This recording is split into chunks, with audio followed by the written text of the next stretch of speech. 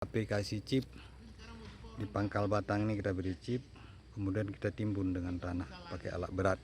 Pertama dikerjakan oleh alat berat untuk mengumpulkan tanah di piringan. Kemudian tanaman yang abnormal, aborsi ini, tanaman aborsi ini kita lihat ya, tanaman aborsi. Ini kita bongkar, kita nggak mau lagi tanaman tidak berbuah. Kemudian tanaman ini kita sisip dengan tanaman baru, dengan bibit baru. Di dalam lubang tanam kita taruh 500 gram chip, kemudian di keliling polybagnya 700 gram. Jadi satu pokok itu dalam lubang tanam itu 1,2 kilo chip. Kemudian nanti setelah sebulan kita kasih pupuk MOF 1 kilo dikelilingi pangkal batang. Untuk mengendalikan Ganoderma. Kemudian ini setelah ditimbun pakai alat berat seperti ini nih, ditimbun pakai alat berat, sudah ditimbun pakai alat berat, kemudian dirapikan, dirapikan dengan manual. Manual ini terbentuk piringan terbentuk. Ini juga dengan manual dirapikan. Jadi piringan dibentuk, kemudian pohon udah ditimbun, chip itu udah tertimbun di dalam tanah. Jadi chip itu tetap berada di pangkal batang, tidak kemana-mana untuk mengendalikan Ganoderma. Jadi piringan ini dibentuk seperti ini untuk memudahkan penaburan pupuk. Ini pupuk ditabur di pinggir piringan. Kita lihatlah. Ini semua sudah dikonsolidasi pakai tenaga kerja. Satu tenaga kerja upahnya 80.000 satu hari, pulang jam 5. Itu dapat 30 pokok merapikan piringan seperti ini. Kita lihat tanaman, kondisi tanaman, produksi cukup bagus. Kerapatan buah rata-rata baik. Jadi untuk lokasi-lokasi yang endemik Ganoderma harus kita perlakukan seperti ini. Memang biayanya cukup mahal, tapi bisa menyelamatkan produksi untuk 15 tahun ke depan.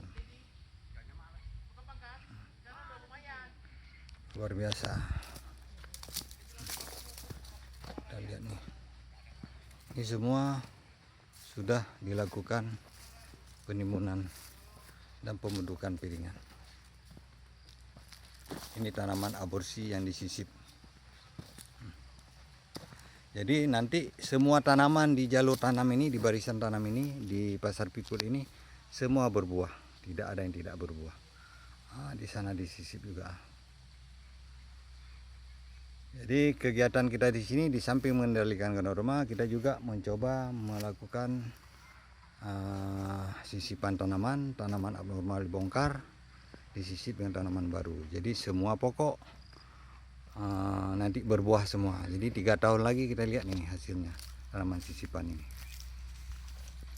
Ini tentu tanaman sisipan ini akan memberikan hasil. Jadi semua pokok yang ada di sini ya berbuah. Kita lihat nih buahnya.